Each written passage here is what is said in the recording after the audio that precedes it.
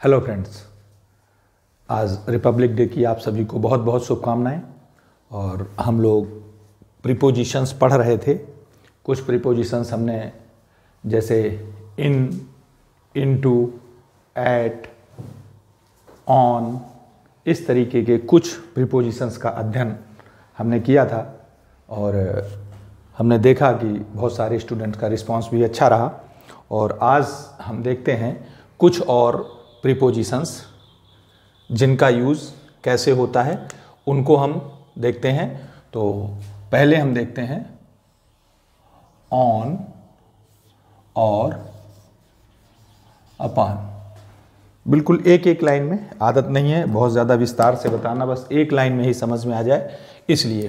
तो जैसा आपने इन में देखा था कि वो स्टेबिलिटी को बताता था, इन अंदर की तरफ जाने के लिए, सेम वही सिस्टम है। ये ऑन क्या है, ये भी क्या बताता है, स्थिरता को बताता है। किसको बताता है? स्थिरता को। और अपान जो है ये गति को बताता है, ये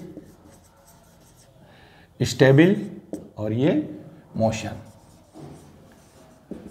दोनों सेम बिल्कुल, जैसे इन और इनटू आपने देखा था, ऐसे ही ऑन और अपॉन। ओके, अगर आपने कहा इसमें, अगर ऑन में आप कहते हैं जैसे the book is on the table, इसका मतलब है बुक जो है वो टेबल के ऊपर है, उसको टच कर रही है, स्पर्श कर रही है।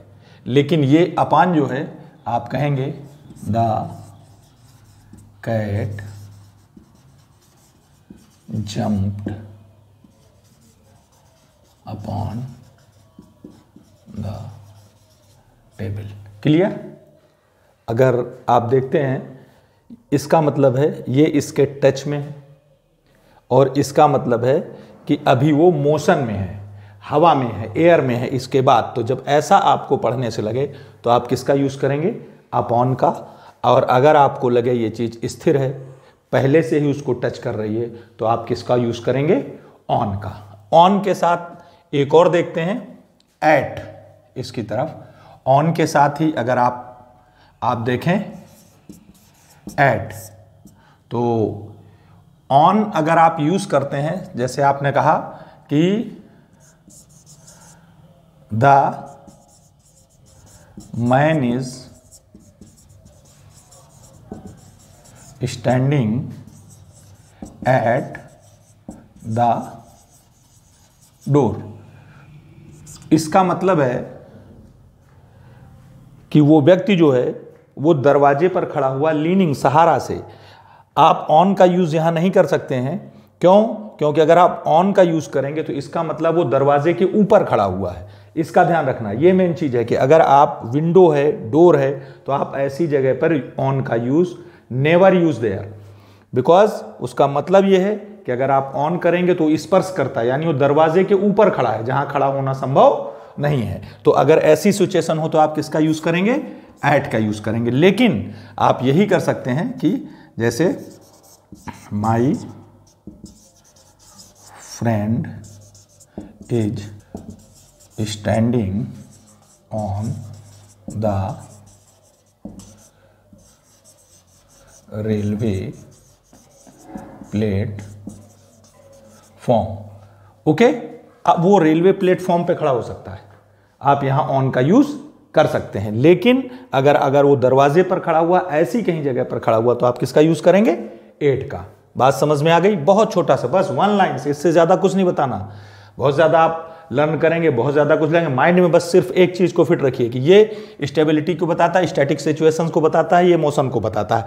एट, आप जब सहारा लेकर खड़े हों, उससे झुककर खड़े हों, लीनिंग पॉइंट पे हों, तो आप एट। लेकिन अगर आप किसी से स्पर्श करते हैं तो किसका यूज करेंगे? ऑन, यानी स्थिर। इसके लिए इसका यूज करेंगे। Is it clear? सिर्फ बहुत छोटे से एग्जाम्पल्स हम बाद में जब प्रैक्टिस कराएंगे तो और ज़्यादा लेंगे। अभी आप सिर्फ इतना याद रखिए इसके लिए कि ये स्थिरता को बताता है, ये गति को। हिंदी इंग्लिश दोनों में बताते हैं हम, इसीलिए समझ में बेहतर आ जाए, क्योंकि बहुत सारे हिंदी मीडियम के स्टूडेंट हैं जो हमारे साथ जुड़े हुए हैं, इसलिए आप उसको ध्यान में रखते हुए हम सोचते हैं कि इसको इस तरीके से। समझ में आया? आगे देखते हैं। टू, ये यूज फॉर डेस्टिनेशन। जैसे हमने आपको एट के और कई यूज बताए थे, टू के लिए ये बहुत जगह यूज होता है, लेकिन आप अगर कहीं जा रहे हैं, किसी स्थान पर जाते हैं, तो उस स्थान को बताने के लिए आप टू का यूज करते हैं। जैसे आप कहें I am going to Delhi, my friend goes to park daily. इस तरीके से किसी भी डेस्टिनेशन को अगर आपको बताना है तो आप किसका यूज़ करेंगे? टू का यूज़ करेंगे। इसके साथ में चूंकि ऐसा कुछ दूसरा प्रीपोजिशंस है नहीं जिसको आप मिला सकें, इसलिए इसके यूज़ में ज़्यादा कोई आपको कठिनाई नहीं होना चाहिए। बस पर्टिकुलर कोई स्थान अगर दिया हुआ है तो आपको टू लगाना है, और टू को यूज़ करने के लिए ज़्यादा हमारे अंदाज से जो हमने देखा है ऐसे कोई सेंटेंस नहीं आते हैं। फिर भी आप इसको हमेशा याद रखिए, डेस्टिनेशन के लिए यूज़ किया जाता है टू। जहां पर दो होते हैं, एक जैसे प्रीपोजिशंस होते हैं, तीन होते हैं, वहां कुछ दिक्कत आती है, लेकिन जहां पर एक ही प्रीपोजिशन होता है वहां ऐसी कोई दिक्कत नहीं आती है। ओके, एक और देखते हैं।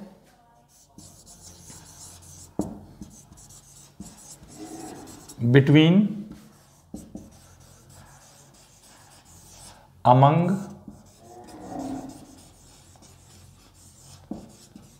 अमंगेस्ट, बहुत इंपॉर्टेंट है। बिटवीन, ओनली फॉर,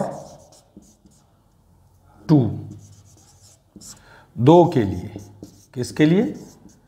दो के लिए। अमंग, मोर देन टू, दोनों मोर देन टू के लिए। और इसके बाद आप याद रखिए, दोनों के बाद द प्रायः लगता है। दोनों के बाद अमंग हो या अमंगेस्ट हो, हम द का यूज करते हैं। और अमंगेस्ट में एक बात और ध्यान रखिए, ये साउंड वॉवेल का हो तो हम अमंगेस्ट को लगाते हैं, खास तौर पे अस, ब्रैकेट में लिख लीजिए आप। अगर अस आया हुआ है तो हम अमंग का यूज ना करके अमंगेस्ट का, वैसे साउंड वॉवेल का होगा तो हम अमंगेस्ट ही लगाएंगे, लेकिन ज्यादातर अस के साथ। वहीं अगर देम आया हुआ है, ऐसा कोई प्लूरल ऑब्जेक्ट आया हुआ है, तो हम इसमें क्या करेंगे?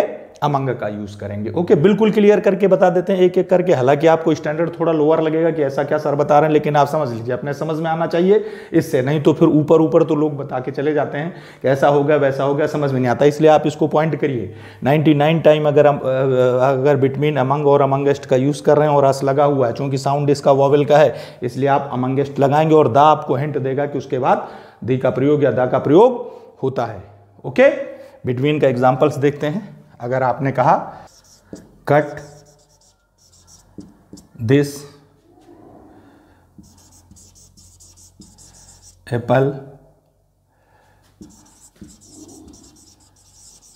बिटवीन टू पार्ट्स,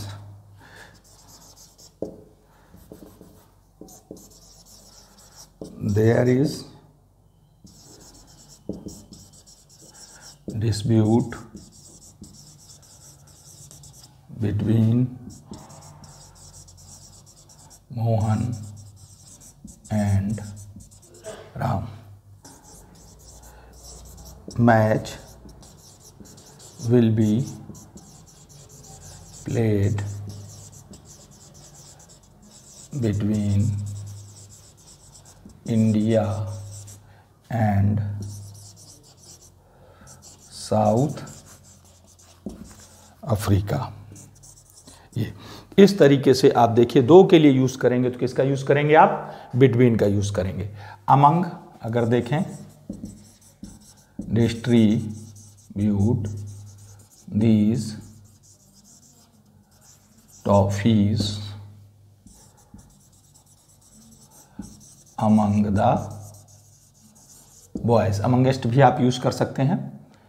ओके, तो एक मोर देन टू के लिए अमंग या अमंगेस्ट, टू के लिए बिटवीन। और बिटवीन से रिलेटेड एक मिनट हम आपको एक स्टोरी बता दें।